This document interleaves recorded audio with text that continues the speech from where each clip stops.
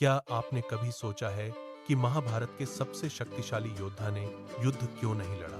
कुरुक्षेत्र के उस विशाल मैदान में जहां लाखों योद्धा रक्त बहाने को तैयार थे, वहां एक ऐसा वीर भी था जिसकी शक्ति अकल्पनीय थी। यह कहानी है बर्बरीक की, जो भीम के पोते और घटोत्कच के पुत्र थे। एक ऐसा योद्धा जिसके पास युद्ध का परिणाम पलक झपकते ही बदलने की क्षमता थी। बर्बरीक ने घोर तपस्या से भगवान शिव और अग्निदेव को प्रसन्न कर 3 अद्भुत बाण प्राप्त किए थे। पहला बाण उन सभी लक्ष्यों को चिन्हित करता जिन्हें नष्ट करना हो, दूसरा बाण जिसे बचाना हो उसे सुरक्षित करता, और तीसरा बाण पहले बाण द्वारा चिन्हित हर चीज का पूर्ण विनाश कर देता।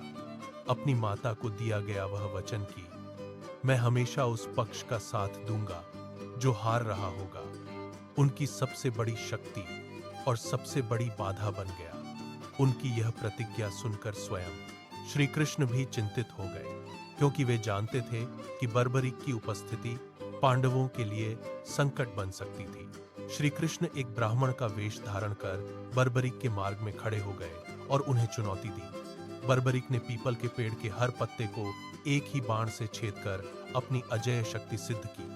यहां तक कि श्री कृष्ण के पैर के नीचे दबे पत्ते को भी बाण ने खोज ठहरी लिया।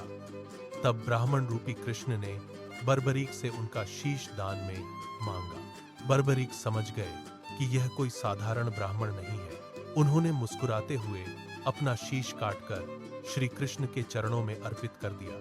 इस महान बलिदान ने महाभारत के युद्ध की दिशा ही बदल दी। श्री कृष्ण ने उनके शीश को एक ऊंचे पर्वत शिखर पर स्थापित किया ताकि वे पूरे युद्ध के साक्षी बन सके। युद्ध के अंत में बर्बरीक के शीश ने सत्य प्रकट किया कि पूरे युद्ध में केवल श्री कृष्ण का सुदर्शन चक्र ही सक्रिय था।